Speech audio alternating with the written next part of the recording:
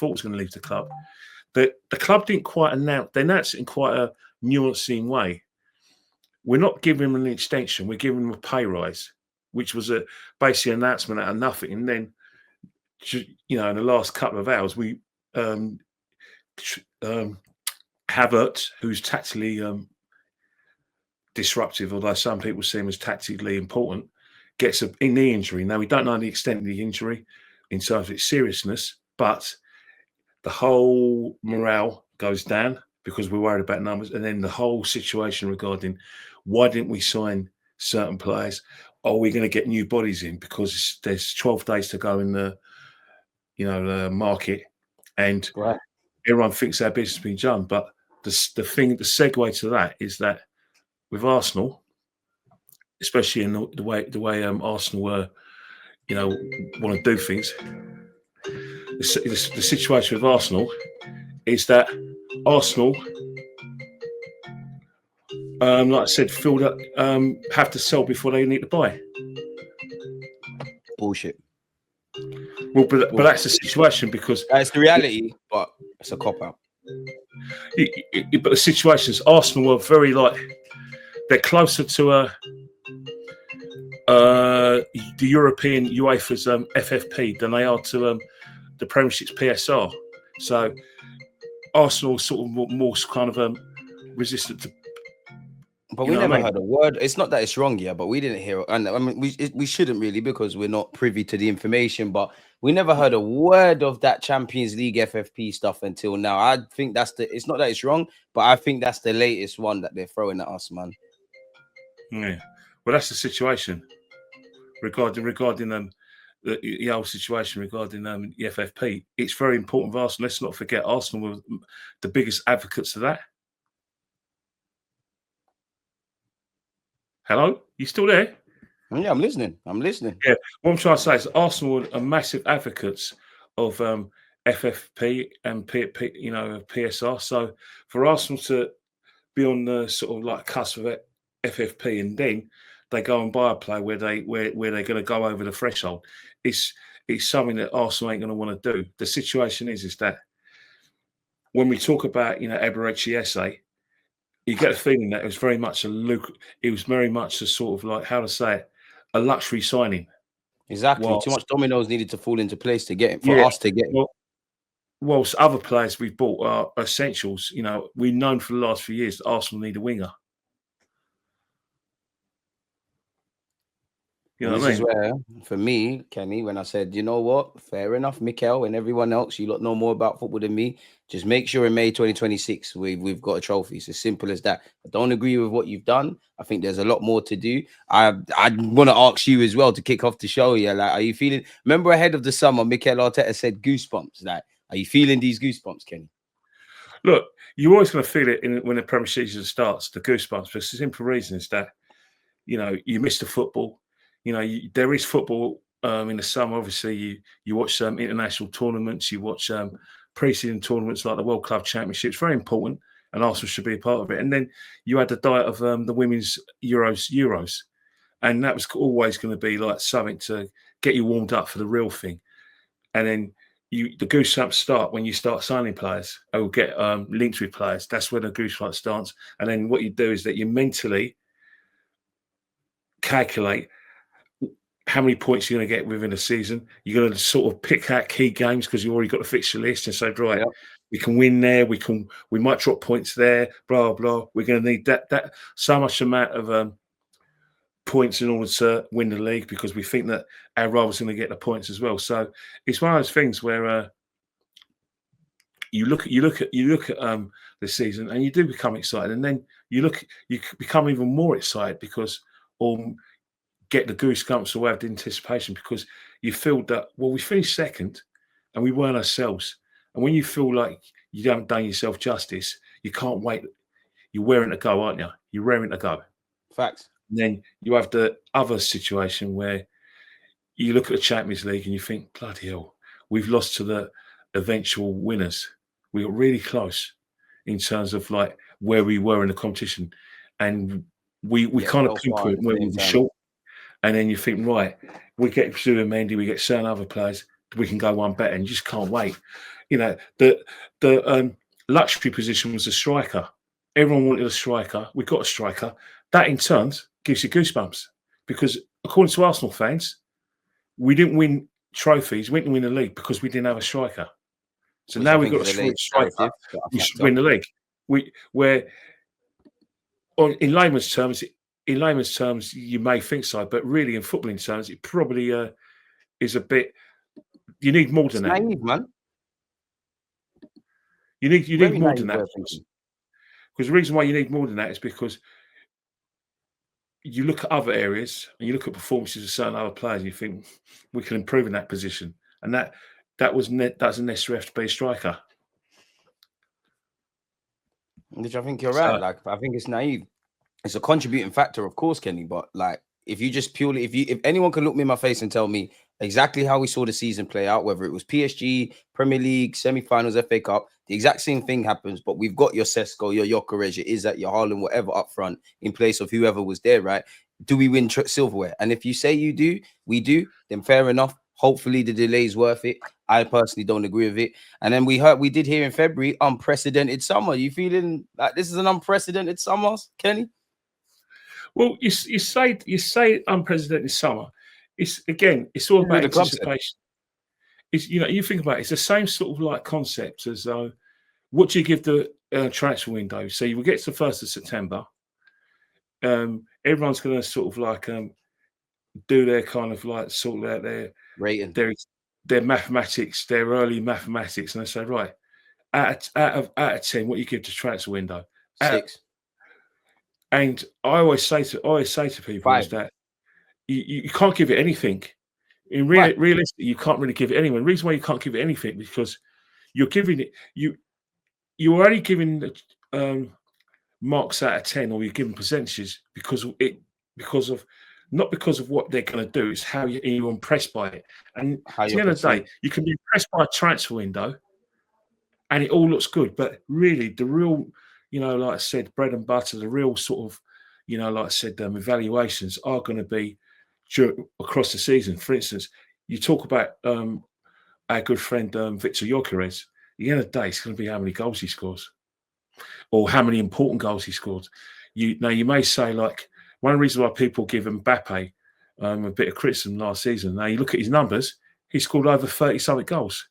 But Real fans and football fans, are looking at other nuances. They're thinking, right, did those goals win important games for Real Madrid?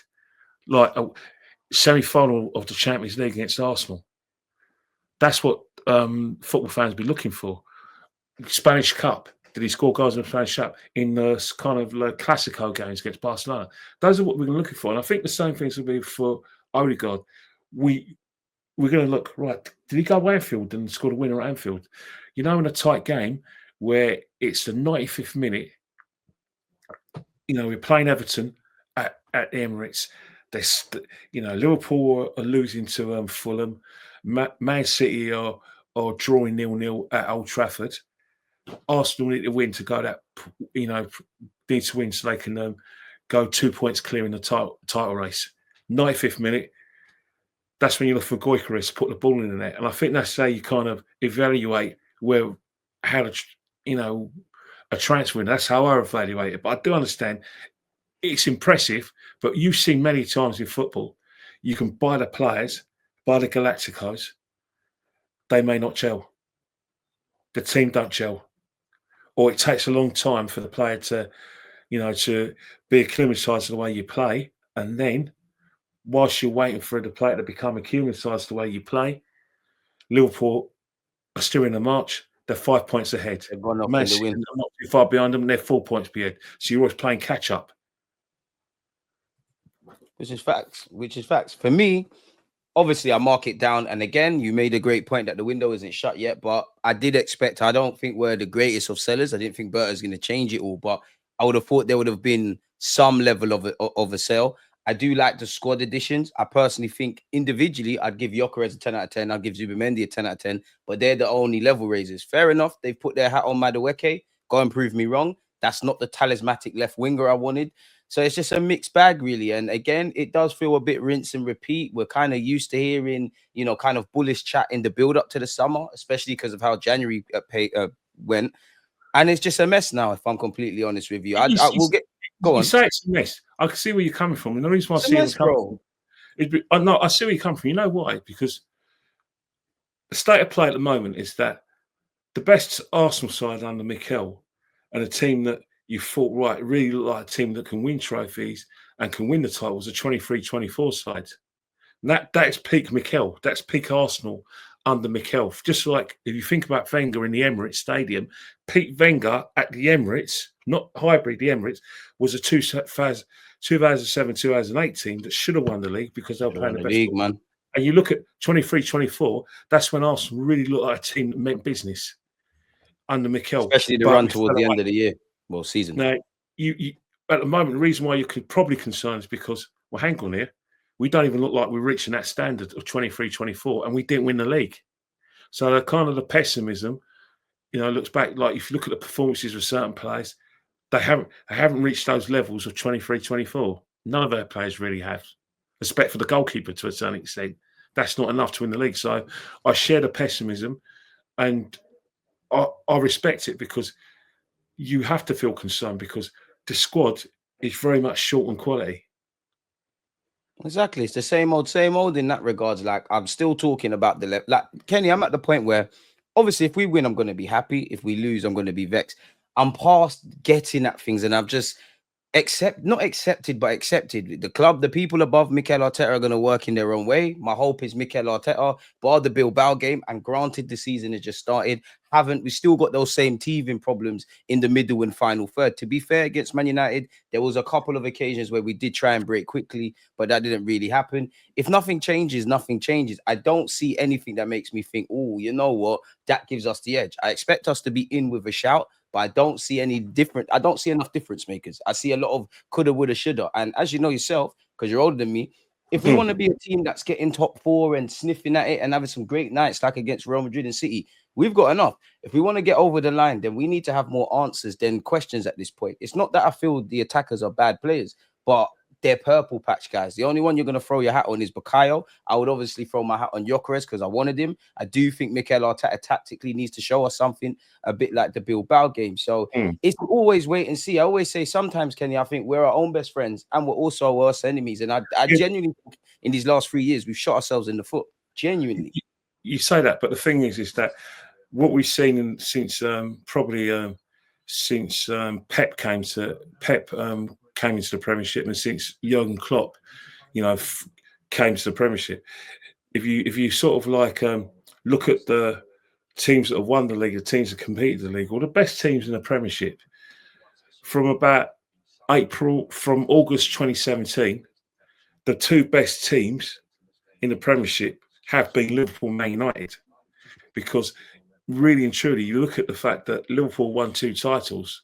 They've won, you know, domestic and European trophies. Man City have been a dominant figure, but the team that's actually really pushed them, as well as taking titles off them, is actually Liverpool. We've run them close in 23, 24, and 22, 23. Liverpool lost the war, but they've won some battles. We haven't taken anything off them, and that's where the problem is. You know what I mean?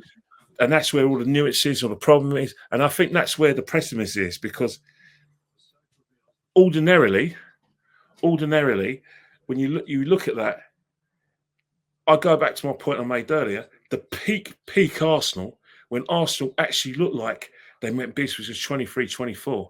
Last season, we're way short of that. And then you look at the Gyökeres and you think, right, with Gyökeres in the team, we're going to get there. But the situation is, and nothing's changes anyway. You can spend £70 million on Gyökeres, but the main man at the football club is Bukayo Saka. The problem you have with making Bukayo the main man, he's come back from a serious injury. Now, last season when he came back, he was adrenaline.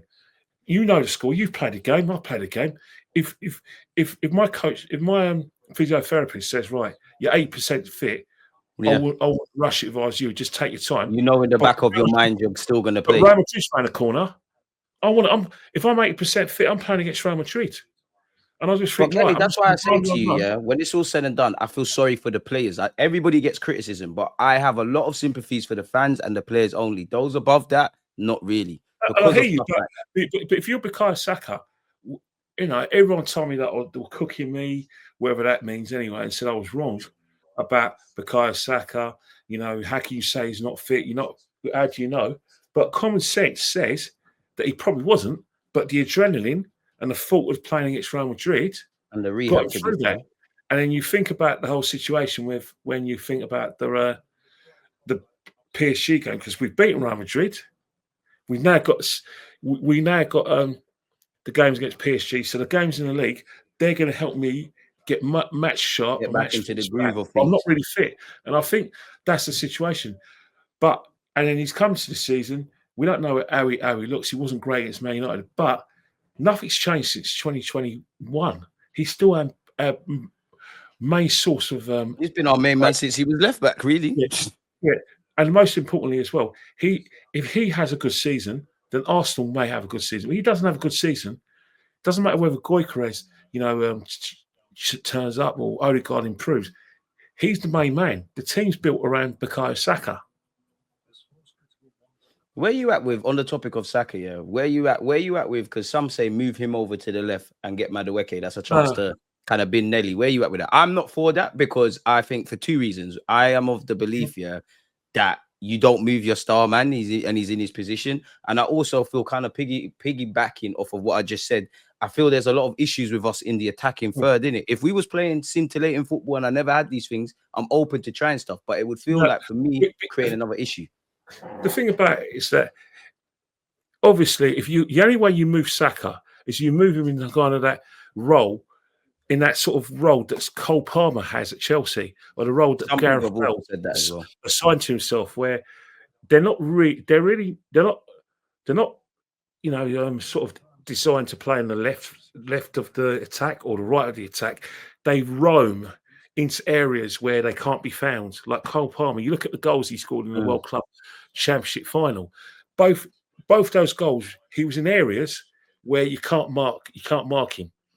He got himself where he found space where the opposition couldn't get to him, and he was able to, because other players were making space for him, like Pedro, and was making space for him. He was able to get in there, ghosting, add 2 shots and go to the goals.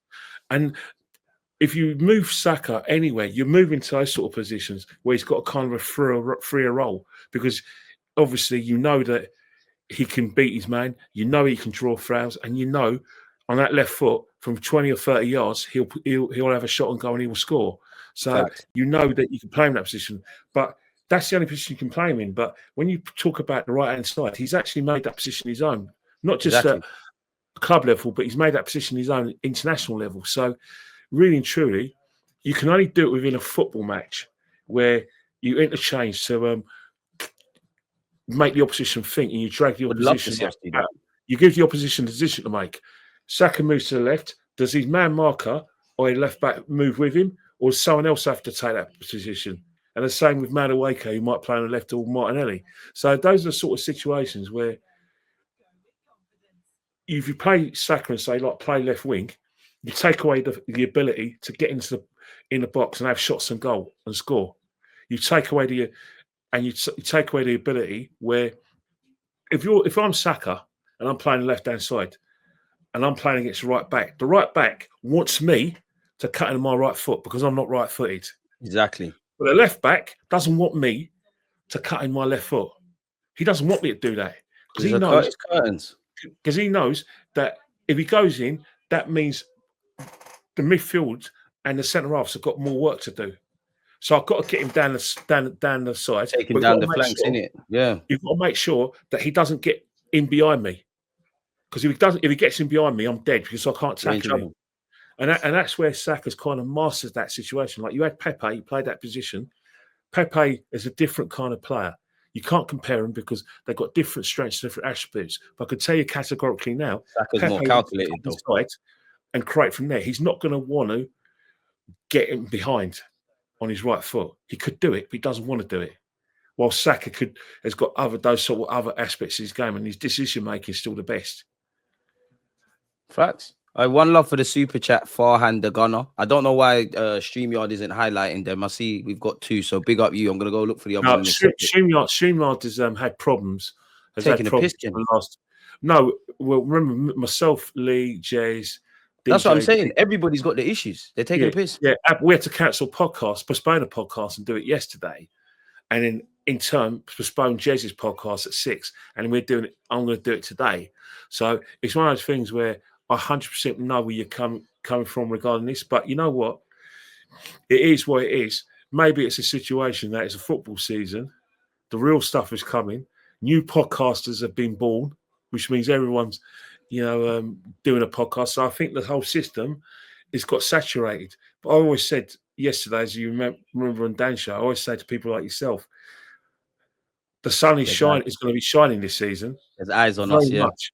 So you're going to have to make your hay, because this season, regardless of the fact that Liverpool are favourites and Man City, people are quietly saying that they're back. Arsenal have to win the league or the Champions League, or there's going to be anarchy. Not caused by me, but caused by impatience. Exactly. Big up yourself, Farhan the Gunner. You said, I was so sure we were done with the signings, but now with Kai injured, I think we're going to go big on the left-hand side. We should have been going big on the left-hand side anyways. One thing I will say, that's not how business works. That's not. You got to remember one thing. We're fans. Right. We're fans. And you know what it's like when you go to football. You can sit next to a tree surgeon or a brain surgeon, and then in front. All right, let me tell you what I do when I go to Arsenal. When I'm at Arsenal, in front of me is a school teacher who's from my area but lives in Turnpike Lane. The guy who sits next to me is a banker. The guy who sits behind me is like an assistant deputy headmaster. So everyone's got different living experiences and interpretations. But the guy across from me can be an accountant, right? But he's not a football fan. And he's an accountant, but he's a football fan. So the reason why he's a football fan, because like me and you, he's divorced from all the realities of football finance, even though he should know better. Like, for instance, you know deep down that if we're spending big money, we're going to have to make some sort of sacrifice. We have to because of how we operate. Yeah, but you don't want to hear that. You want to keep all our top players. You don't want to. You don't want to. Oh, Kenny, what?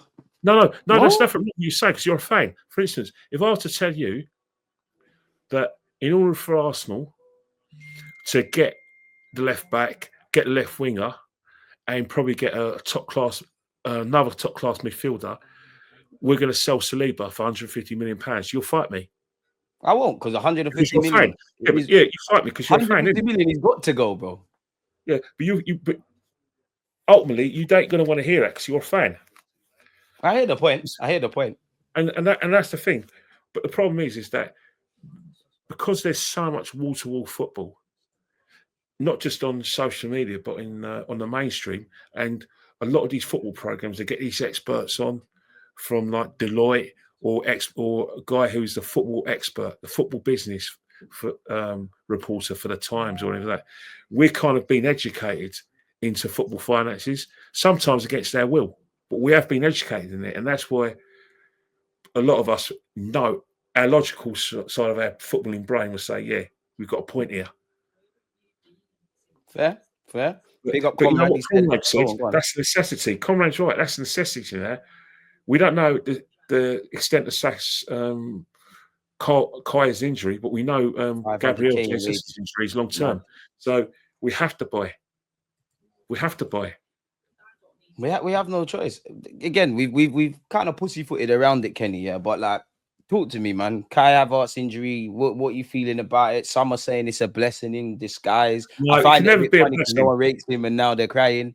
Where are you at with this? No, it's not a blessing, because simple reason is that it's a situation where you still got a player in your books who, whether you like it or not, he's our top goal scorer. All right, it was 9 goals, but he's still our top goal scorer in the league. Whether you like it or not, his first season was kind of like I said, a qualified success. He wasn't like an out-and-out success. But when you think about the second half of the season, the goals he scored, the important goals he scored, the fact he got into double figures in his where he's finding his feet. He is a qualified success. Also, we know that he's one of Mikel's SLD trying to be me, eh? Love him, love it. This guy's a madman. Yeah, but if you look at the whole situation, he is one of Mikel's go-to people. So it is a big loss. For you, and me, it's the numbers thing that makes it a big loss. Exactly. It's not the fact that we looked at this player and he's such a world-class player that he's going to when he plays, he has these sort of world-class moments, and that that he's going to deliver week in, week out. That doesn't happen with Kai. That happens every 2 or 3 games, every 3 or 4 games. But we do know that he will have that kind of match-winning moment. But ultimately, it's a numbers game with him. I wanted him for Anfield as well, if I'm honest, in some capacity. Well, another reason why you miss Kai is the unspoken and unworded, fact is that Victor's not fit. Victor Gyökeres is not fit. You wait because he's unfit. You don't have that option of Kai Havertz if he's struggling, like he struggled against Man United. You had that option of Kai Havertz where he was able to hold the ball up. His teammates trusted him to get into areas where he could, stem the flow of the Man United attacks by holding it up. Whilst Victor is learning how we play. Now, say it goes like pear-shaped against Leeds, and what we mean by pear-shaped is Leeds camp out on their goal line, block, and it's 0-0 with 75 minutes to go. Victor's absolutely knackered. He's on his last legs. His tongue is on the floor. You don't have the option of Kai now, do you? You don't have the option of Kai. It's Marino or bust in that regards now, unless you want to go down the top. But you and I know, hand on heart, Marino has been a very good service for us last season. He's very good.